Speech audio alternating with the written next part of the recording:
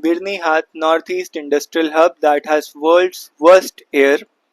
According to the World Air Quality Report for 2024 published by IQ Air, a Swiss company that tracks global air quality, Birnihat on Meghalaya-Assam border is the most polluted city in the world. The annual average PM 2.5 concentration in Birnihat was 128.2 micrograms per meter cube, many times the World Health Organization annual air quality guideline of 5 microgram per meter cube. In January this year, the Helsinki-based Center for Research on Energy and Clean Air ranked Birnihat the most polluted city in India based on monthly average PM 2.5 levels. Why is the air in this town, located in the region known for its scenic beauty, so bad? Birnihat is located around 20 kilometers from Guwahati, 65 kilometers from Shillong, in Meghalaya Ri district, where the hills of Meghalaya descend into Guwahati. Over the years, Birnihat has developed into a regional industrial hub. The residential town is in the Meghalaya and the industrial units surrounding it are in both Meghalaya and Assam. In Meghalaya, the industries are in Birnihat Export Promotion Industrial Park. In Assam, they are in Tamlukuchi in Kamrup Metropolitan District along the national highway that runs through the town. The industries include those involved in the production of coke, fuel, cement, ferroalloys, and steel, and in distillation and brick making. They mushroomed in the area because of the proximity to coal reserves in Meghalaya and the large urban center of Guwahati, as well as the supply of water from the Umtro River. The Meghalaya State Action Plan for Prevention and Control of Air Pollution was released in December 24. It records 39 industrial units in Assam and 41 in Meghalaya and Birnihat. 20 units in Assam and 5 in Meghalaya are red category industries identified by the Union Ministry of Environment and Forest as heavily polluting, including cement, distillery and fermentation, iron and steel, coke production. 15 units in Assam and 22 in Meghalaya are in the orange category, brick manufacturing, cement, clinker grinding units according to the action plan. Meghalaya Chief Minister Conrad Sangma told the Legislative Assembly last week that following surprise check in industrial areas in Meghalaya in late January and early February, the State Pollution Control Board has served closure notice on 7 units and imposed environmental compensation on 2 others. The violations included heavy emissions from chimneys due to non-operation of pollution control devices, ineffective pollution control devices, and non-transmission of offline emission data. Assam Pollution Control Board Chairman Arop Kumar Mishra told the Indian Express that the board has served notices on several industries in its area. There are industries there which are not following the rules. Many have the required devices which can trap pollutants but don't use them because those are energy intensive and incur cost. Dr. Gyanesh Chand Dhal of NIT Meghalaya, who has carried out research on air pollution in Birnihat,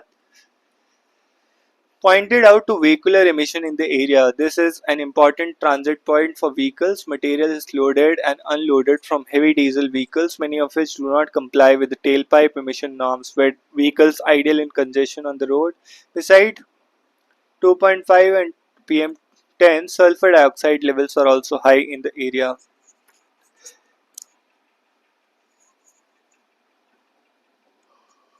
In Meghalaya, industries are in Birnihat Export Promotion Industrial Park.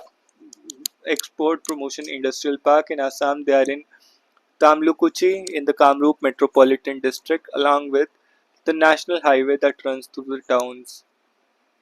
Production of coke, cement, ferroalloy, steel, and distillation and brick making. They mushroomed in the area because of the proximity to coal reserves in Meghalaya and the large urban center of Guwahati, as well as supply from the Umtru River.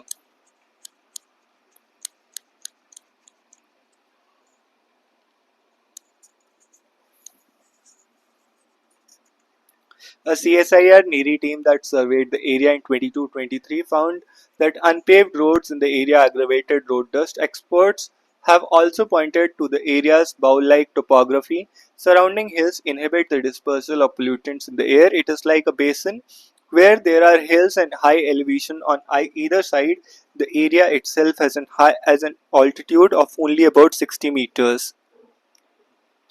It experiences a valley and basin effect, because of which wind speed is reduced. This may be impacting the transport of air out of here. Dr. Rajesh Bajpayee, who teaches environmental studies in Northern Hill University, said. The story of Chagos. Ahead of PM Modi's visit, India backed Mauritius' claim over Chagos, a strategically located Indian Ocean archipelago that has long been at the center of a dispute between Mauritius and UK. Here's the story. Ahead of Prime Minister Narendra Modi's Tuesday visit at Mauritius this week, India affirmed its support for the island country's claim over the Chagos archipelago. We support Mauritius in its stance on the sovereignty of Chagos, and this is obviously keeping with our long-standing position with regard to decolonization and support for sovereignty and territorial integrity of other countries. Chagos has long been the subject of dispute between the Mauritius and the UK, which held on to these islands for decades after granting independence to Mauritius in 1968.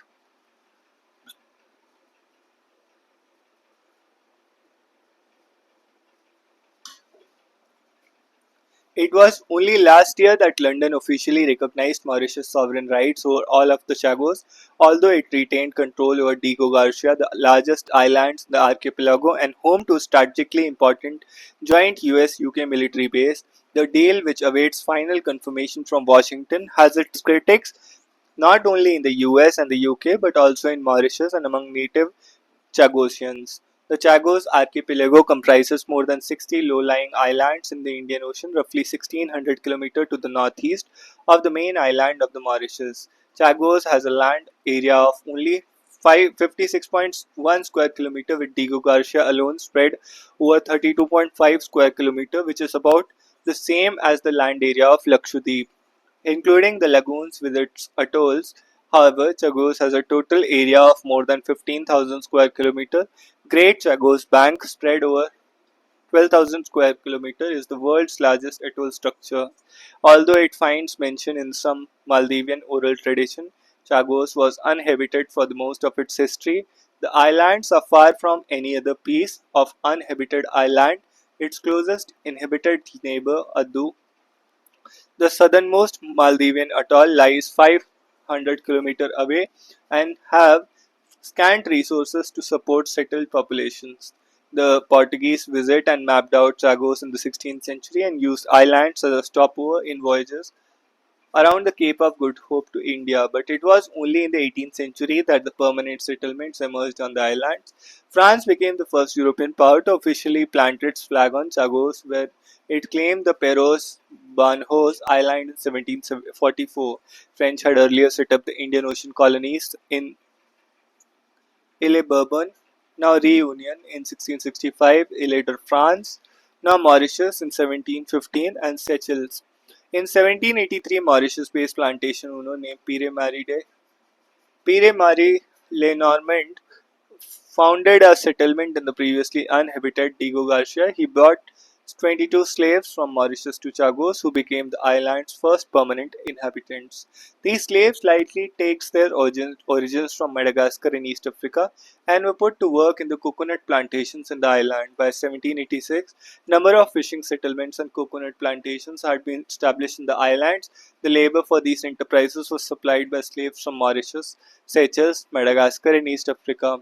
In 1814, after the fall of the Napoleonic French Empire, France formally ceded Mauritius, including Chagos and the Seychelles, to Great Britain after Britain abolished slavery in its colonies in 1833. Indentured labor from India and Malaya was brought to the plantations. The Chagosian population today traces its origin to freed African slaves and the Indian and Malayan laborers who arrived in the 18th and 19th centuries. Under international law, they are indigenous people of the Chagos archipelago. In the 1950s, the US Navy identified Diego Garcia for establishing a military base in the Indian Ocean. The US initiated secret talks with the UK in 1960. This was a time when Britain was fast shedding its once mighty colonial empire. After a decade-long struggle for self-determination, Mauritius became independent on March 12, 1968, but Britain kept control of Chagos, who had administratively been under the government in Port Louis for more than a century. In 1965, UK had created an administrative entity, the British Indian Ocean Territory, which included Chagos Island from Mauritius and the islands of Aldabra, Farquhar, and Desroches from the Seychelles, etc. The BIOT was meant to provide the British and by extension the Cold War allies Americans with the overseas base in the Indian Ocean. Mauritius was paid a settlement of 3 million pounds from the detachment of the Chagos. UK had created a new administrative entity.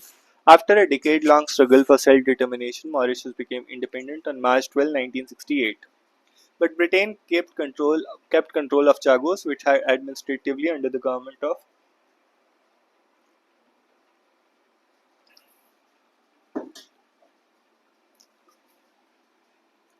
US initiated secret talks with the UK in 1960. In 1965, UK had created new administrative entity, British Indian Ocean Territory, which included Chagos Island from the Mauritius and the islands of Aldabra, Farquhar, Desroches from the Seychelles.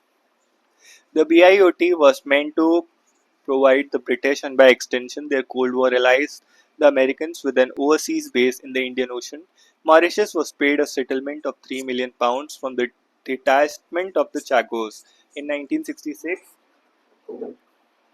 the US and UK signed a secret agreement to establish a military base in Diego Garcia.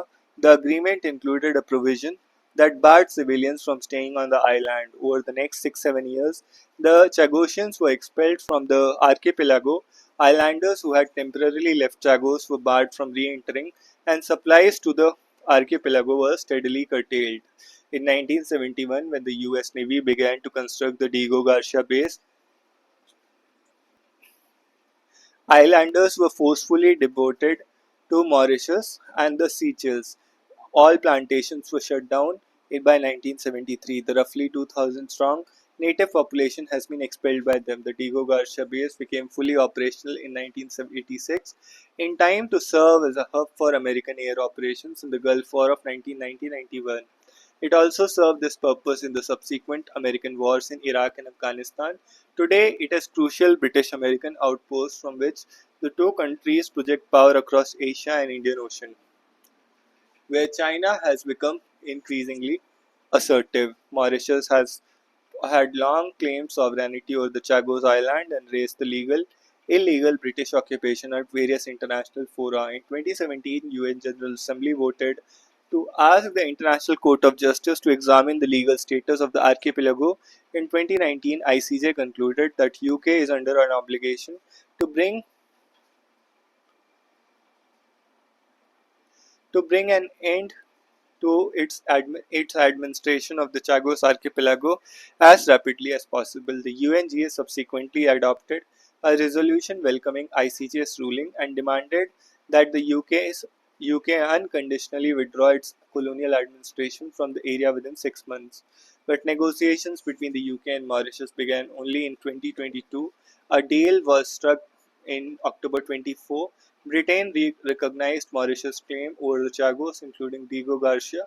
However, the deal said the UK would, for a 99-year initial period, exercise the sovereign rights and authorities of Mauritius are required to ensure the continued operation of the base well into the next century. Mauritius could implement a program of resettlement on the islands of the Chagos archipelago other than Diego Garcia. Agreement was hailed as historic by the governments of the UK and the US. The critics said two Western powers had effectively ceded the control of the islands to China.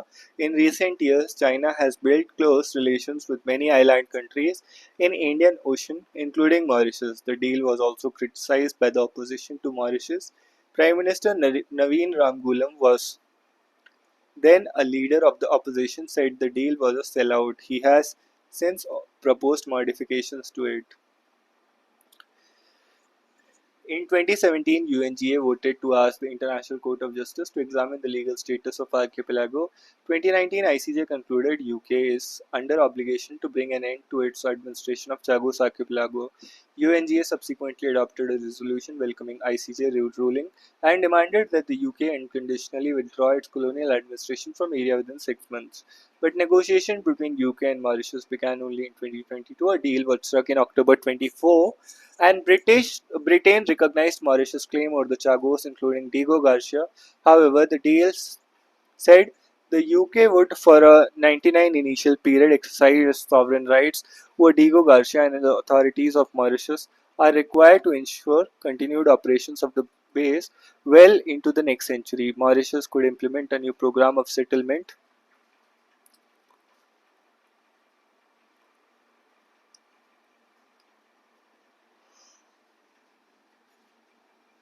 other than on the islands of Chagos Archipelago other than Diego Garcia.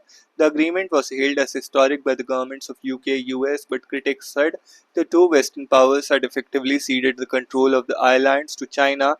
In recent years, China has built close relations with many island countries in the Indian Ocean, including Mauritius. The deal was also criticized by opposition in Mauritius. Prime Minister Naveen Ramgoolam, who was then leader of opposition, said the deal was a sellout. He has since proposed modifications to him. Many many Chaguans living in Mauritius, Seychelles, and the UK explained that they had been left out of the negotiations and had no say in how UK Finance Trust Fund and their resettlement for their in how the UK Finance Trust Fund for their resettlement would be utilized. So this is one thing.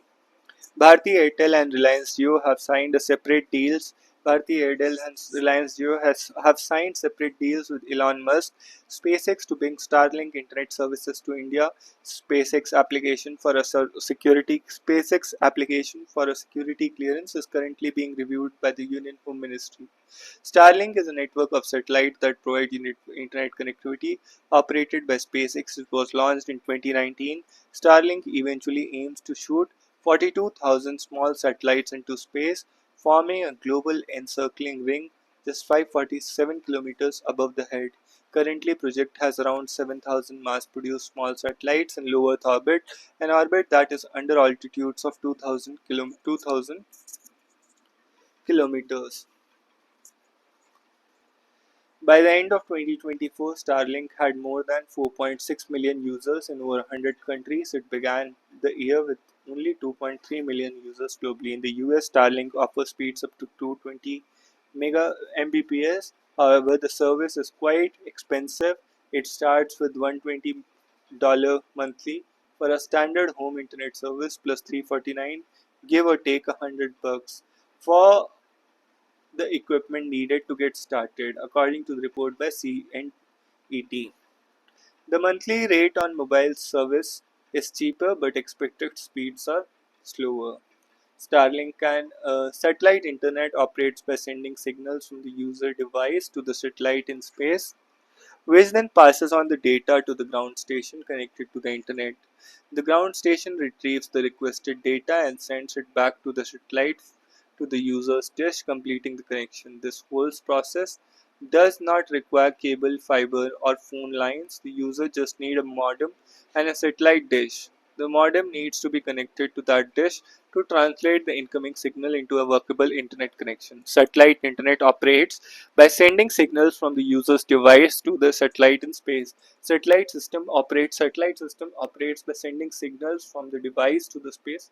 Satellite system operates by sending signals from the user's device to the satellite in space, and which then passes on the data to the ground station connected to the internet, which then passes on the data to the ground station connected to the internet. The ground station retrieves the data and sends it back to the satellite through the satellite to the user's dish. This whole process does not require cable, fiber, or phone lines. The user just needs a modem and a satellite dish. The modem needs to be connected to the dish to translate to the incoming signal into a workable internet connection. Starlink can provide a practical solution for the broadband in underserved areas in India where the traditional ways to deliver the internet fiber optic cables or wireless internets are scarce or unavailable. It can help bridge the digital divide by bringing high speed internet to the remotest corners of the country. Although India is the world's second largest internet market, more than 670 million of its 1.4 billion people have no access to the internet, according to 2024 report by GSMA, a trade body representing mobile network operators worldwide. After signing the deal with Starlink, Bharti Airtel in a statement said, by adding Starlink, Airtel will only further its ability to offer nationwide connectivity. Starlink is a network of satellites that provides internet connectivity. Starlink is a network of satellites that provides internet connectivity. Starlink is a network of satellites that provide internet connectivity. Starlink is a network of satellites that provide internet connectivity. It was launched in 2019. Starlink eventually aims to shoot 42,000 small satellites into space, forming a global encircling ring just 547 km overhead. Currently, project has around 7,000 mass-produced small satellites. Behind ASA protest in Kerala, demand for hike in honorariums, other benefits. Congress MP from Kerala protested outside Parliament on Tuesday demanding increased honorariums and retirement benefits for ASHA workers. Accredited social health activists or ASHAs are community health volunteers serving in rural areas under National Health Mission. On February 10, Kerala ASHA Workers Association began a sitting protest outside the state secretariat, pressing three demands: release of pending dues, increase in the honorarium from the current 7,000 to 21,000, and retirement benefits of 5 lakhs. The protesters reiterated the long-standing demand of ASHA workers to be made regular employees.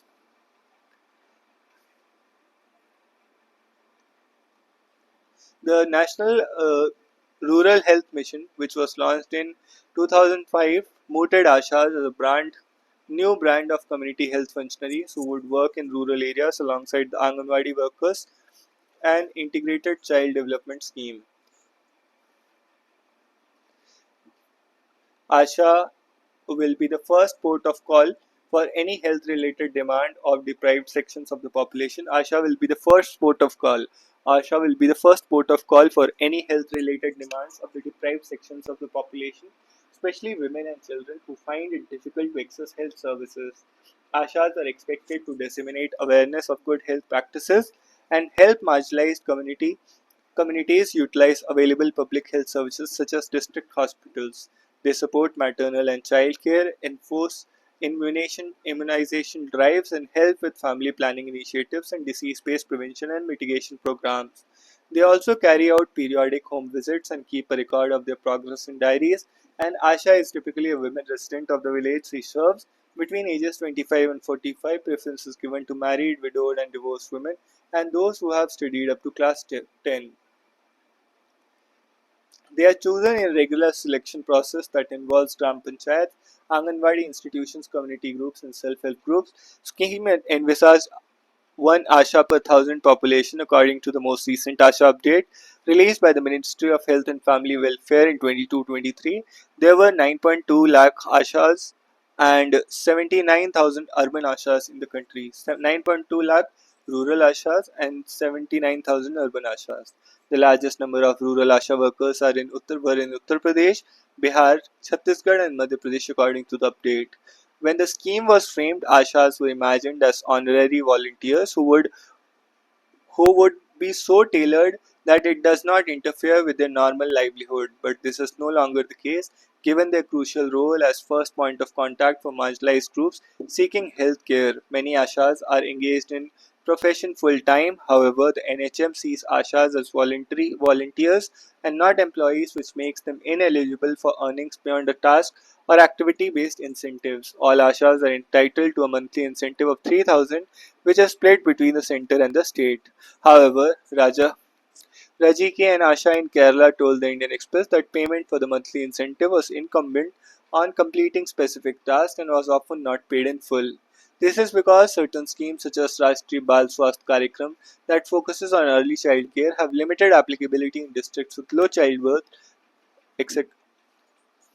A second Asha said Kerala Ashas are entitled to Rs 500 for the Rashtriya Bal Swasth Karyakram. Ashas also receive an honorarium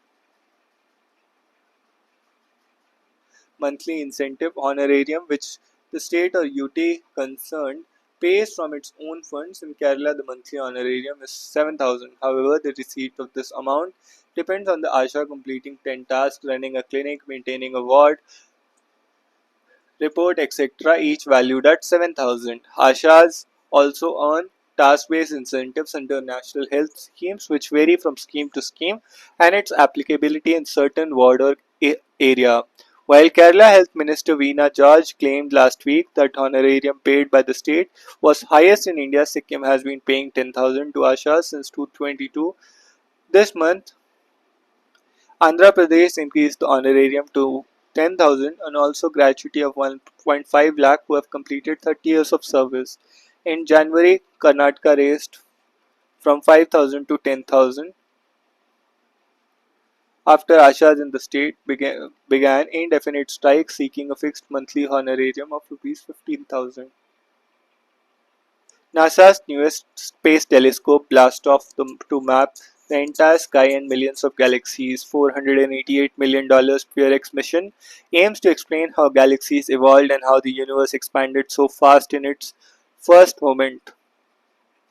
NASA's newest space telescope rocketed into sky Tuesday to map the entire sky. Never before a sweeping look at the hundreds of millions of galaxies. SpaceX launched the SpaceX Observatory from California, putting it on course to fly over the Earth's pole. Tagging along were four suitcase-sized satellites to study the sun. SpaceX propped up the rocket's upper stage first, drifting into the blackness of space with the blue Earth in the background.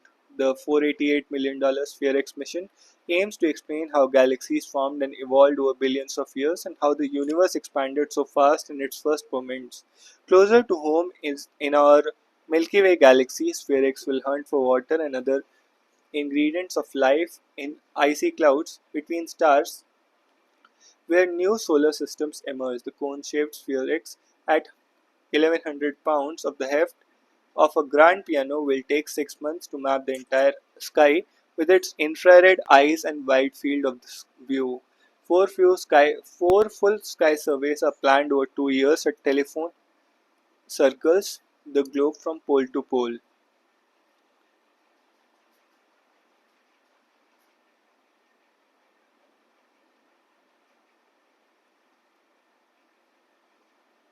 6 months to map the entire sky with its infrared eyes and wide field of view. Four full sky surveys are planned over 2 years as the telescope circles the globe from pole to pole. SphereX won't see galaxies in exquisite detail like NASA's large and most elaborate Hubble and Webb Space Telescope with their narrow fields of view.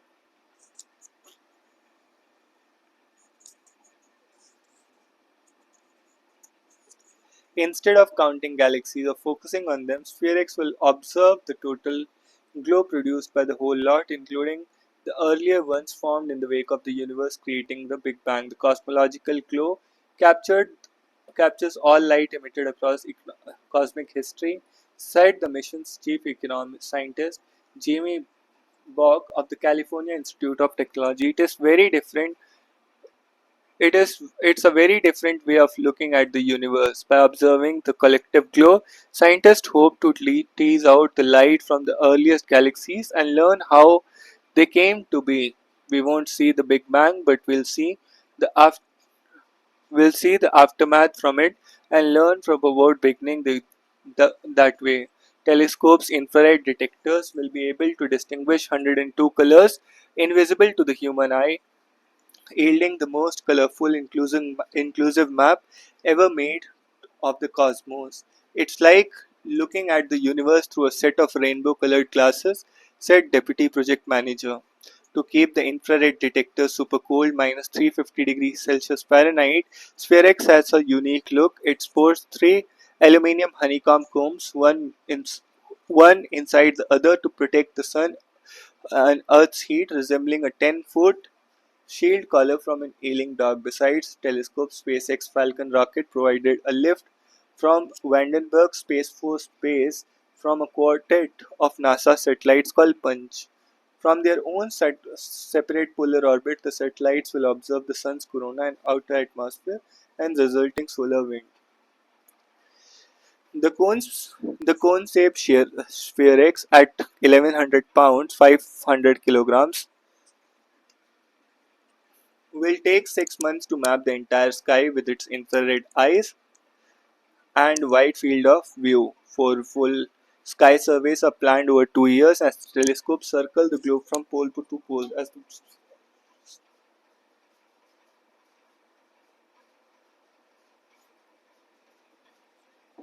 400 miles up.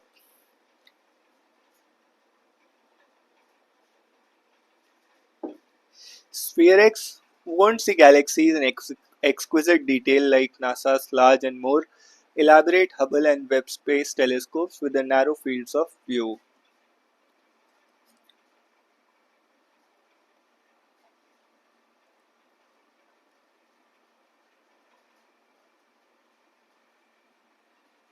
Instead of counting galaxies or focusing on them, SphereX will observe the total glow produced by the whole lot, including the earliest ones formed in the wake of universe creating a Big Bang. Cosmological glow captures all light emitted over cosmic history. Cosmological glow captures all light emitted over cosmic history. Cosmological glow captures all light over cosmic history.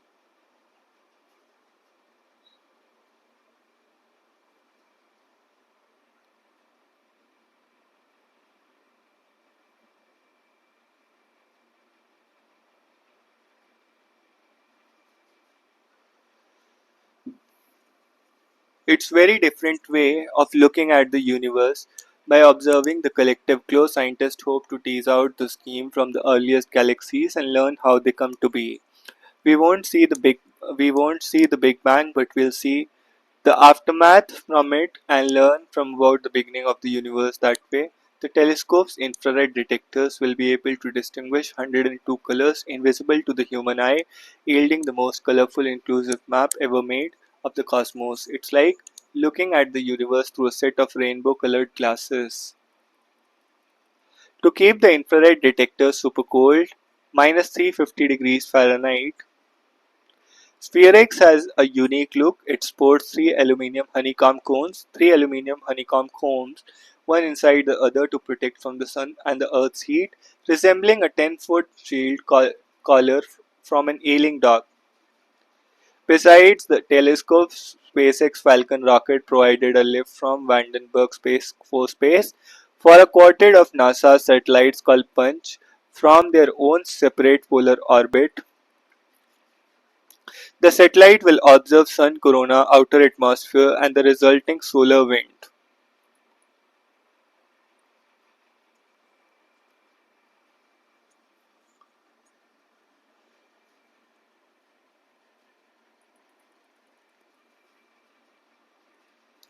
NASA's newest space telescope rocketed into orbit Tuesday to map the entire sky before a sweeping look at the hundreds of millions of galaxies and their shared cosmic history since the beginning of time. SpaceX launched the SphereX observatory from California, putting it on the course to fly over the Earth's pole, tagging along with four suitcase-sized satellites to study the Sun. SphereX popped up the rocket's upper stage, first drifting into the blackness of space with blue Earth in the background. The 488 million SphereX mission aims to explain how galaxies formed and evolved over billions of years and how the universe expanded so fast in its first moments. Closer to home, in our own Milky Way galaxy, SphereX will hunt for water and other ingredients for life in the icy clouds between the stars where new solar systems emerge. The cone-shaped SphereX at 1100 pounds, 100 kilograms or the heft of the grand piano will take 6 months to map the entire sky with its infrared eyes and wide field of view.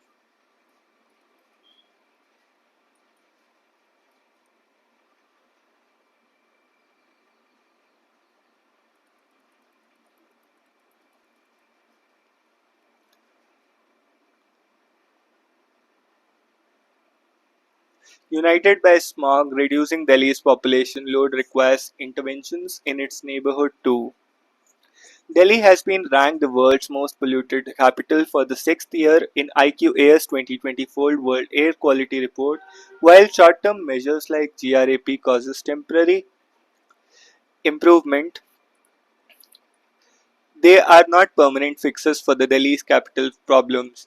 The newly installed Delhi government's announcement banning the refueling of vehicles older than 15 years from March 31 offers a glimmer of hope for the lasting air quality improvements if implemented diligently. Over the last few years, we have often been inundated with fanciful ideas from the realm of geoengineering. These ideas were neither rooted in sound science nor do they design as a long-term solution. In the recent year, other high-stake ideas have also been mooted. One such quick fix was installing smog towers to clean air.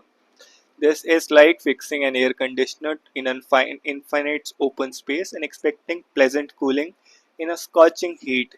Latest research by scientists at the National Institute of Advanced Studies using complex numerical model reveals that air pollution plateaus and levels of at just 150 to 200 meters from the smog tower.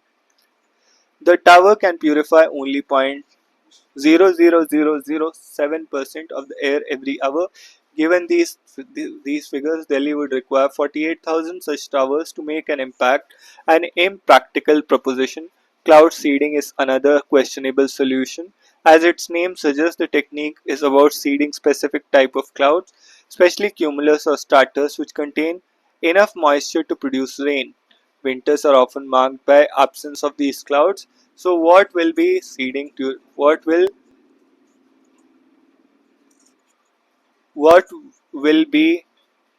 during this season? If we truly want to address the underlying structural issues of air quality, we need to rip off band-aids and confront the root causes head-on, namely targeting emissions at source. In this context, a scientific analysis in this context, a scientific analysis of the efficacy and benefit of the new intervention, the 15-year-old vehicle ban implementing to the new T would be worth discussing. According to a recent research and policy brief by the NIAS, a complete phase out of the 15-year-old vehicles in Delhi would result of the decommissioning of over 5.7 million vehicles, which accounts for 46% of the city's transport fleet. Removing these vehicles Removing these vehicles from the roads could lead to an estimated 28% reduction in PM2.5 pollution, along with substantial health and economic benefits. Targeting emissions at source. In this context, scientific study efficacy of the benefit of intervention 15-year-old vehicle ban implemented to the T would be worth discussing. According to the recent research policy brief by the NIAS, a complete phase-out of 15-year-old vehicles would result in decommissioning of over 5.7 million vehicles, which account for 46% of the city's transport fleet. Removing these vehicles from the roads could lead to an estimated 28% reduction in PM2.5 pollution, along with substantial health and economic benefits. This includes an annual savings of 1700 crore from the reduced mortality and morbidity, as well as capital healthcare savings of 1200 crores. However, the implementation of this policy requires meticulous planning and diligence. A key challenge is meeting the transport demand, which was previously catered to by phased out vehicles.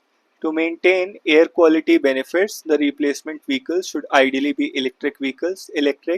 This transition comes with its own set of challenges, including the need for adequate charging infrastructure, battery advancements, tire technology improvements, increased power supply, and access to raw materials. Alternatively, if the phased out vehicles are replaced with the newer BS6 compliant vehicles instead of EVs, PM2.5 levels would still see a significant reduction of 19% with significant healthcare cost savings. However, this would not be a permanent solution. While every innovative policy comes with challenges, addressing them with rigor is essential for successful implementation and long-term sustainability.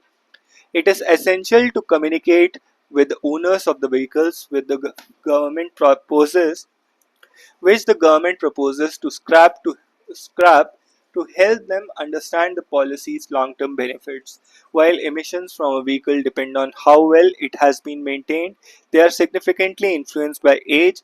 Older engines deteriorate over time, causing an increase in emissions. Emissions also vary based on vehicles make, model, fitness, and kilometers traveled.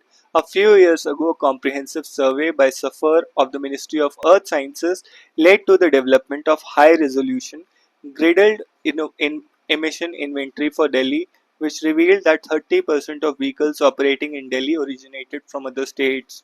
Therefore, the enforcement mechanism should incorporate detection technology to ensure that vehicles older than 15 years do not operate in the region. Question, however, remains: what should this policy apply to? A pollution is agnostic to the human made political borders. Banning vehicles in Delhi alone will not prevent emissions from affecting its air quality if older vehicles continue to operate in nearby areas. NIAS has launched the National Air Quality Resource Framework for India NARFI under the aegis of the Office of Principal Scientific Advisor to the Government of India. Initiative mapped 16 airsheds across India, including the Delhi airshed, which spans part of 6 surrounding states. To be effective, the 15-year vehicle ban policy must consider the entire Delhi airshed when designing interventions rather than being limited to selective administrative boundaries. Pollution follows airshed dynamics. The sooner we understand it, the closer we shall be to devising effective solutions. It is therefore imperative to transcend regional borders and work on comprehensive strategy to address the entire Delhi airshed. Our breath may just depend on it. This refers to the report Bengal Temple Entry Ban, Dalits to Pray Under the Police Cover Today. This untouchability at the Gidhagram village of West Bengal denying Dalits to enter the Gidheshwar Shiv temple is a blot on our constitutional democracy. It is problematic at many levels. The conduct of prayer under police cover is gross disrespect for the devotion to God. Police action under the inaction under ST Act and lack of condemnation by our society at large is are particularly worrying. It is essential to communicate with the owners of the vehicles which the government proposes to scrap to help them understand the policy's long-term benefits. While emissions from vehicles demand on how well it has to be maintained, they are significantly influenced by age. Older engines deteriorate over time, causing an increase in emissions. Emissions also vary based on vehicles, make, model, fitness, and kilometers traveled (VKT). A few years ago, comprehensive study survey by SAFER of Ministry of Home Sciences led Earth Sciences correction and led to the development of high resolution graded, graded emission inventory for Delhi, which revealed that 30% of vehicles operating in Delhi originate from other states. Therefore, the enforcement mechanism should incorporate detection technology to ensure that vehicles older than 15 years do not operate in this region. Question, however, remains: what region should this policy apply to? Air pollution is agnostic to human made political borders. Banning vehicles in Delhi alone will not prevent emissions from affecting its air quality if older vehicles continue to operate in nearby areas. NIAS has launched the National Air Quality Resource Framework of India (NARFI) under the aegis of Office of Principal Scientific Advisor to the Government of India. This initiative mapped 16 airsheds across India, including the Delhi airshed, with spans of 6 surrounding states. To be effective, the 15-year-old ban policy must consider the entire Delhi airshed while designing interventions.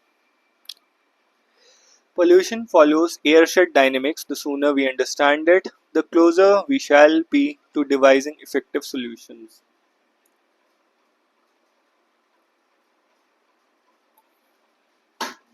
This refers to the report EC proposes meeting with party chiefs. The proposal of the ECI to hold meetings with the political party chiefs is a good initiative. Opposition is hell-bent on disrupting parliament on issues of alleged voter discrepancies. Hopefully, with sanguine proposals, sensibility will descend on the political class. This refers to the editorial Smog over Urban India. The latest IQ Air report once again delivers the grim reality check. 13 of the world's 20 most polluted cities, with Delhi remaining the most polluted capital for the sixth consecutive year. A study found that air pollution cost in India around 7 lakh crore annually in healthcare expenses and lost labor productivity. Political leaders must abandon political posturing and treat pollution with the utmost urgency. This refers to the report IT bill proposes government can override online access codes, sparking privacy concerns. Finance minister has said that her government has trust in India's taxpayer. A new rule, however, has generated anxiety and made citizens distrustful of its objectives. It also challenges the Supreme Court's landmark ruling that the right to privacy is a fundamental right. EC must take on the questions because that's how institutions achieve excellence and keep themselves ahead of curve. Vishwaguru India to-do list. Imagine 5,000 Indian peacekeepers stabilize Europe's bloodiest conflict since World War II. India can rewrite the script on what rising power can do in a polarized world. Nirupma Rao. Global politics is at crossroads today. The war in Ukraine grinds on Russia has dug into Don's, and a defiant Ukraine is desperate to gain ground using Western drones, although a ceasefire glimmers on the horizon. Yet, it is a catapult moment for countries like India that occupy what I call the zone of liminality. They are strategically autonomous, communicate with both sides, and align with the global good. We are strategically autonomous. We communicate with both sides and align with the global good. Prime Minister Narendra Modi could seize the moment to catapult India from a regional player to leading power and global guru, outshining Jawaharlal Nehru's legacy with a peacekeeping pledge that is bold and deft. Korea in 1953 was a gesture. Ukraine in 2025 could be a statement. I refer this as a Gaga diplomacy, in the style of Lady Gaga, self-assured, unapologetic, and poised to rewrite history. Who knows, by 2026, India could take a bow as the better angel and wish a guru for all seasons if we play it right. Jawaharlal Nehru sent 1,000 troops to Korea in 1953. This was young, newly dependent India playing the role of peace whisperer under the UN flag. This is the hour for India to turn that whisperer into roar. Imagine 5,000 Indian peacekeepers stabilizing Europe's bloodiest conflict since World War II. How does it unfold? Remember Vijay Pandit's advice to the UN General Assembly: the more we sweat in peace, the less we bleed in war. Today, it is time to turn that slogan into a reality where India's peacekeepers stand tall, bigger than ever before. We do not dream small any longer. India delivers big. It is time to out Nehru, and PM Modi can do so. As the peace talks in Riyadh go, 5,000 Indian troops, Gorkhas Rajput Regiment, all UN hardened, can be ready for peacekeeping role. Of course, US President Donald Trump is the wild card. He has cut Ukraine's aid and is pushing President Vladimir Zelensky to talk. PM Modi's line to him should be, Donald, Donald, you are deal king. Let me help make it happen with India's contribution. To that, I can imagine Trump mid-golf swing as he posts on Truth Social, Naren's my guy, peace coming. Spoiler alert, this is no joke. India knows its way into the Trump heartland, $10 billion in US LNG imports for Trump's speech nudge. This is how sweat would start. As Russia's spring offensive stalls, mud drones fatigue, Trump could twist arms and the peace talks may boom. A ceasefire could be sketched by the July end. It could perhaps be a 50-mile buffer. Then in August, some 3,000 Indian peacekeepers land, blue helmets, tricolor patches. Continent could be scaled to 5,000 by fall. Triumphant Trump would boom, I made this, Europe funds it. $1 billion from Macron and Starmer, desperados for stability. X crowns the deal, and the Trump Gaga Modi trio as the stars of 2025. By November, Ukraine's shaky peace holds. Indian medics and schools dot the buffer. India's the glue. Social media hums Modi star rises as Nehru's ghost face fades. His star is bolder, bigger, better. And he plays Trump right. Trump leads the peace, India delivers it. It is peace keeping swagger that can hook the world. Gaga diplomacy, like Lady Gaga, is all about shock and substance. Tell it on the mountain. India led these peacekeeping moves be tied to Indian ethos, ahimsa, and unity in diversity. This is, after all, diplomacy with swag. Look ma, no hands, that slogan captures it perfectly.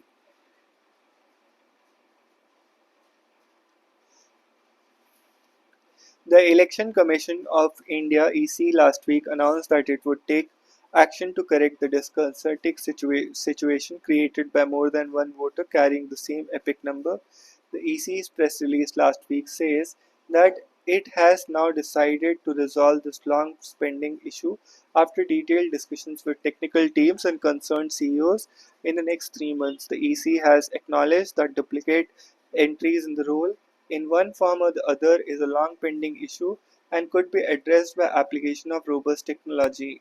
The Commission has grappled with this intricate challenge for long, and admitting this is the first necessary step to finding solutions, even if the response was forced by vehement protest by the TMC. Other than criticism, the EC faces for its selective tolerance of Model Code of Conduct violations, there are three things that have repeatedly drawn EC into controversy: AVM, electoral roll, and Form 17. Call it infernal trinity in a loose sense, just as the Ers, Election Commission Ers could be referred as the Holy Trinity responsible for managing that. The preparation of electoral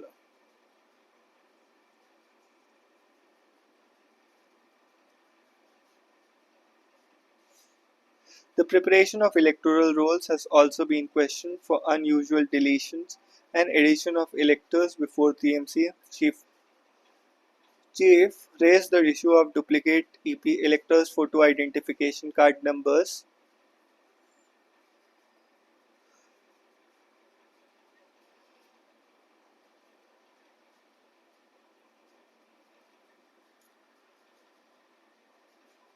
Other political parties expressed their misgivings regarding the allegedly extraordinary number of voters added in Maharashtra within few months. Electoral roll is the heart of electoral process, as without voters' name figuring in the roll, the right to vote cannot be exercised even if one has epic. Sukumar Sen didn't hold the first parliament election till he was satisfied with the integrity and veracity of the electoral rolls, even though Nehru twice announced on the floor and of the House that elections would be held soon. Sen, as one man commission, went around the country to countercheck the rolls. Now we have three, and it should be their bounden duty to ensure that the rolls have minimum aberrations. The Election Commission has laid out extremely elaborate instructions on booth level officers, electoral registration officers, and electoral roll observers for preparing and checking the electoral rolls, including the verification of the strength of electors with reference to the ratio of total population. I think Election Commission should make it mandatory for the EROs to publish a list of polling stations where the number of additions or deletions is more than 2 or 3%.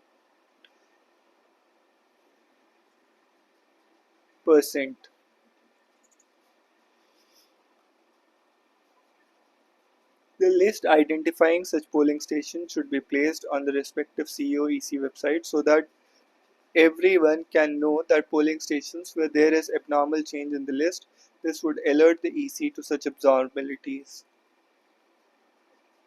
Give the political parties and people an opportunity to scrutinize the list thoroughly and evolve a more satisfactory process. Earlier, the EC faced allegations of not disclosing the details of voter turnout data, especially when it matters most, immediately after the polling day. Form 17 became the talk of the town during 2024 elections and remains a weapon of destruction or trust depending on the way it is handled. As per the current regulation, an attested copy of the Form 17C is given to the polling agents of all candidates. Form 17C is supposed to be authentic account of votes polled in both booths. In case its veracity is unless the presiding officer makes a mistake in filling the details. In any case, its veracity is checked the following day during the scrutiny by the returning officer and the electoral office observer. Once the EC has decided not to conduct any repoll based on the scrutiny, the details of the votes polled as per the data available in Form 17C should be uploaded polling station wise for every assembly segment on the CEO EC website.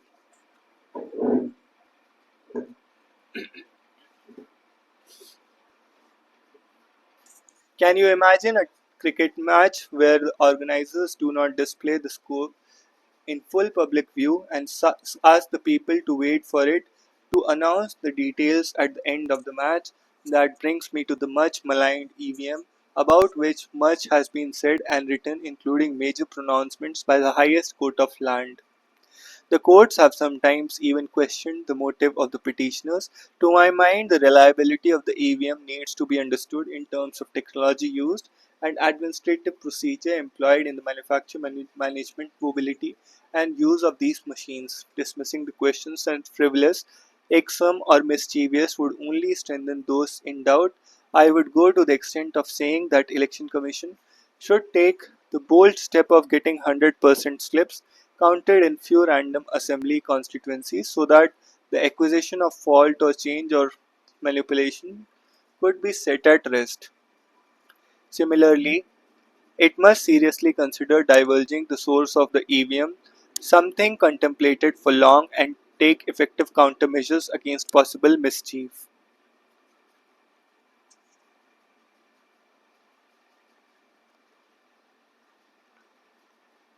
The courts have sometimes even questioned the motive of the petitioners. To my mind, the reliability of EVM needs to be understood in terms of the technology used and administrative procedure employed in manufacture, management, mobility, use of machines. Whether the EVM have been manipulated or whether it can be manipulated are two different questions. And the EC needs to continuously engage with those raising these questions in order to find convincing solutions. Duarte's arrest on Philippines soil sends a salutary warning to be strongmen around the world. Investigations launched in The Hague carry a greater threat than mere reputational damage to rogue leaders.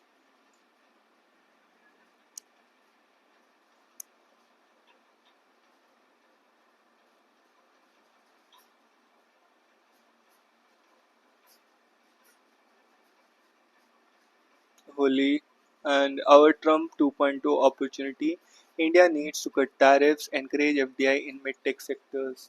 Inflation falls below RBI's target, opens up space for more rate cut. Data released by the National Statistics Office on Wednesday showed that the retail inflation has continued to moderate, now falling below the RBI's target of 4%. Inflation, as measured by the Consumer Price Index, declined to 7-month low of 3.61% in February. Retail inflation has now averaged 3.9% in the quarter so far. January-February, analysts expect inflation for the entire year to remain far below RBI's most recent forecast of 4.4%. This data is the last print available to the RBI's monetary policy before its next meeting scheduled in April. Much of the decline in headline inflation has been driven by softening food prices. Consumer food price index has fallen to 3.75% in February from 5.9% in January. Food inflation stood at 10.87% in October. Vegetables, which have been the key driver of food inflation in the past, have witnessed a steep correction in the recent one. In fact, vegetables slipped to a deflation minus 1.7% in February.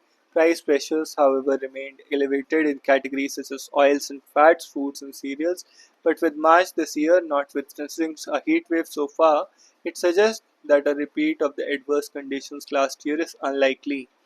This bodes well for production. Alongside core inflation also remains subdued. Price pressures were muted across segments such as education and health, transport,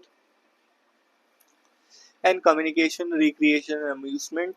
The only exception were personal care segment. Higher inflation in this segment has been attributed to higher raw material prices by some analysts.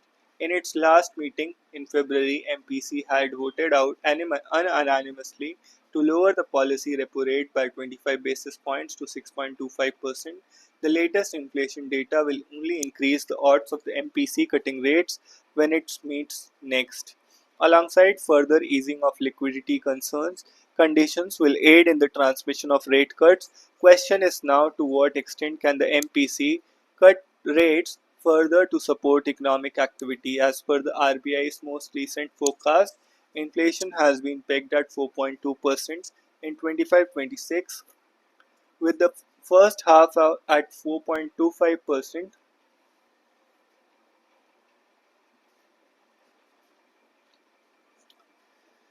With the first half at 4.25% and the second half at 4%. At current levels, this translates to a real interest rate of 2%. Further, former members of the MPC have in past argued that a real interest rate of 1 to 1.5% is enough to achieve the central bank's inflation target. This implies that there is a space for deeper cuts.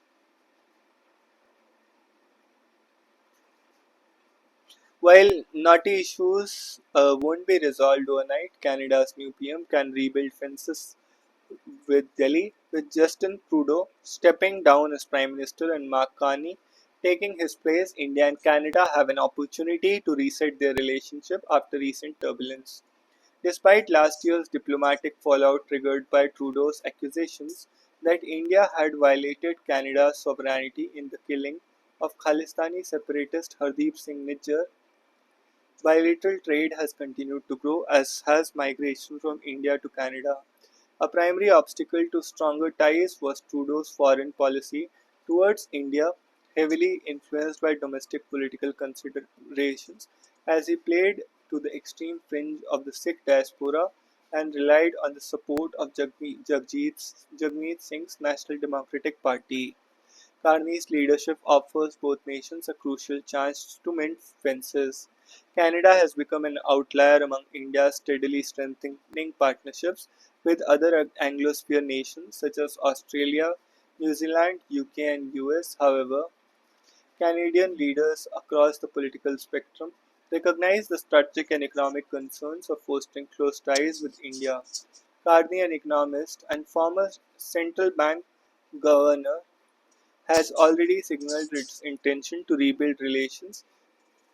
India, meanwhile, is also signaling its willingness to engage with Carney's administration. It is considering restoring its High Commissioner to Canada. In a further sign of diplomatic movement, Canada's spy chief Daniel Rogers is scheduled to visit India next week for a global intelligence conference. Both these developments bode well for a long overdue detente. While the Khalistan issue will not be resolved overnight, Canada's new government should ensure improved communication and cooperation while respecting India's security concerns. India and Canada have a lot to benefit from an enduring bilateral partnership, not at least in key sectors such as pharmaceuticals, agri-tech, energy and climate change mitigation. A renewed diplomatic push could also revive negotiations for the stalled Comprehensive Economic Partnership Agreement. In 2022, Canada recognized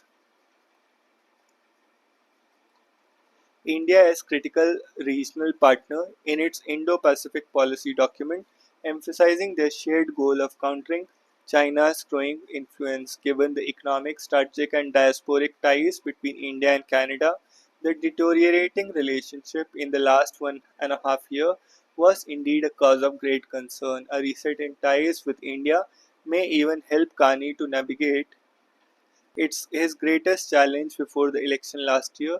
US President Donald Trump has openly expressed expansionist ambitions and imposed a series of tariffs, and in response, Canada is set to impose counter tariffs, setting the stage for intensifying tensions with its southern neighbor and traditional ally. Tariffs and a potential global slowdown. Canada has become an outlier.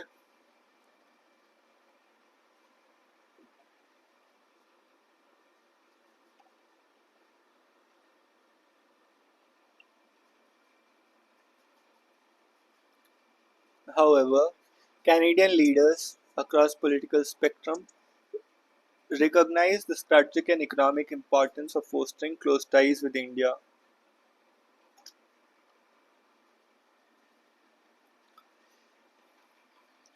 Carney, an economist and former central bank governor, has already signaled its intention to rebuild relations. India, meanwhile, is also signaling its willingness to engage with Carney's administration. It is considering restoring its High Commissioner to Canada in a further sign of diplomatic movement. Canada's spy chief, Daniel Rogers, is scheduled to visit next week for a global intelligence conference. Both these developments bode well for a long overdue return. While the Khalistan issue will not be resolved overnight, Canada's new government should ensure improved communication and cooperation while respecting India's security concerns. India and Canada have a lot to benefit from an enduring bilateral partnership, not at least in key sectors such as pharmaceuticals, agri-tech, energy and climate change mitigation. A renowned diplomatic push could also revive negotiations from the stalled Comprehensive Economic Partnership Agreement in 2020. In 2022, Canada recognized India as a key regional partner in its Indo-Pacific policy document, emphasizing their shared goal of countering China's growing influence.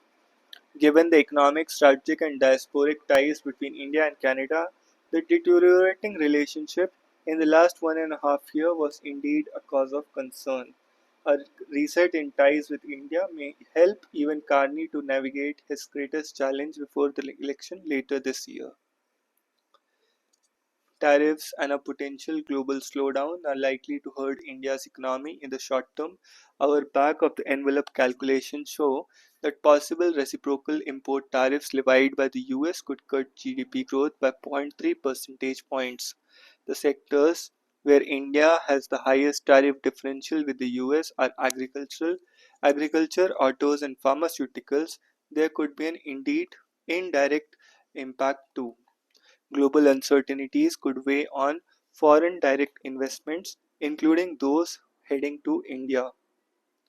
But can this challenging backdrop be turned into an opportunity in the medium term?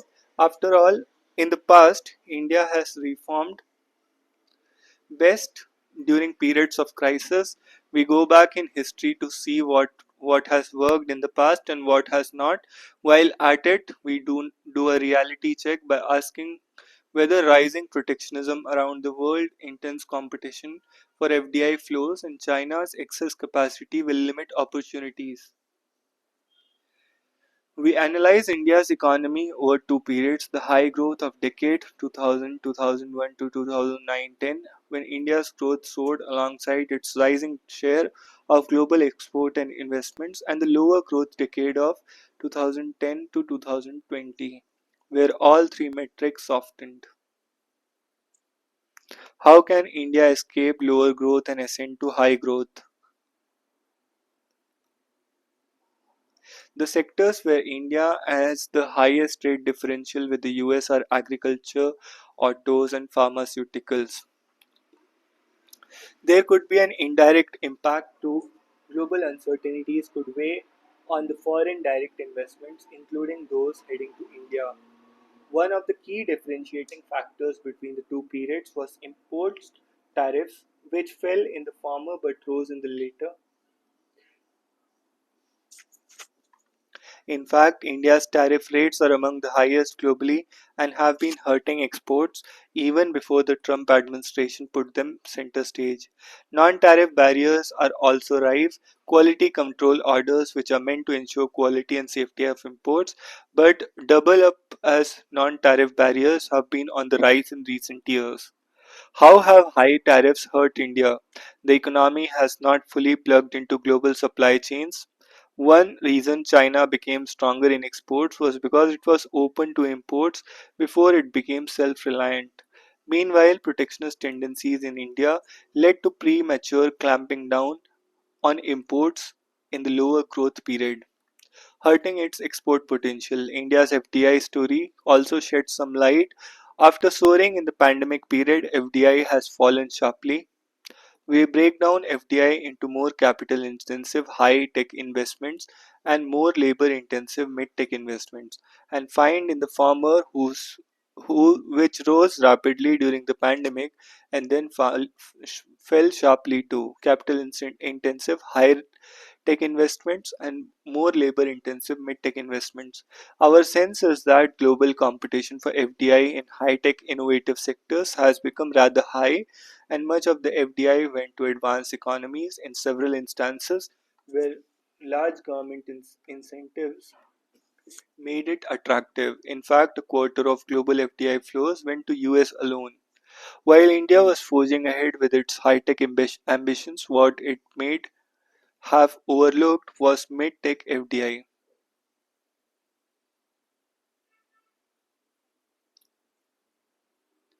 of labor-intensive manufacturing sectors like food, apparel, furniture, toys. These flows stagnated in the lower growth period. In fact, India did not gain much in these sectors, as does the Asian countries, especially Vietnam, during the first Trump presidency. But if supply chains are reject again during the second Trump presidency due to higher tariffs on large exporters, and the world looks for new producers, India may get a second chance.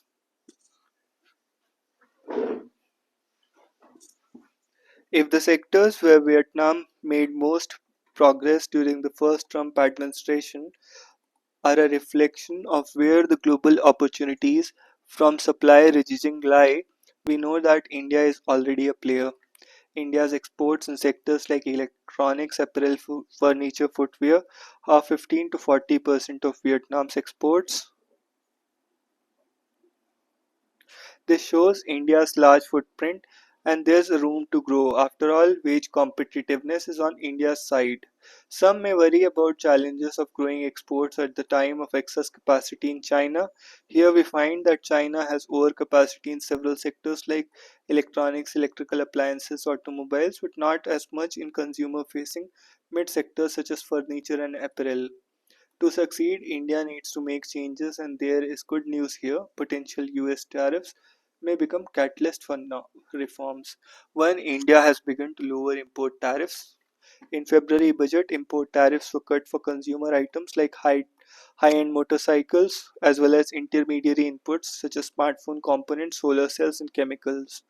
Recent reports show that more tariffs cut in sectors like automobile, chemicals, pharmaceuticals, and medical devices are being considered. Two, Indian administration has spoken about the benefits of becoming more open to the regional FDI. Here, the mid-tech FDI would like to be likely be a good starting point. 3. India plans to sign a bilateral trade agreement with the US by late 2025 and also fast track a trade deal with the EU. Reports suggest that it plans to buy more energy and defense equipment from the US. In turn, India could benefit from lower tariffs on its export to the US. Indian textile exporters, for one, have long decried the preferential access to the US markets enjoyed by economies that already have FTAs. 4. The rupee has become more flexible, which is important to keep exports competitive and gives manufacturers the confidence to set up and export from India. And India does not have to look too far for models to emulate. Its success in service exports demonstrate the power of moving up the value chain from basic to high end. Perhaps a similar learning by doing process while moving up the value chain will help manufacturing too. But let's not get ahead of ourselves yet. For similar success in export of goods, reforms that have just begun will have to run deep. Indian textile exporters, for one, have long decried for preferential access to US markets enjoyed by countries that already have FTAs.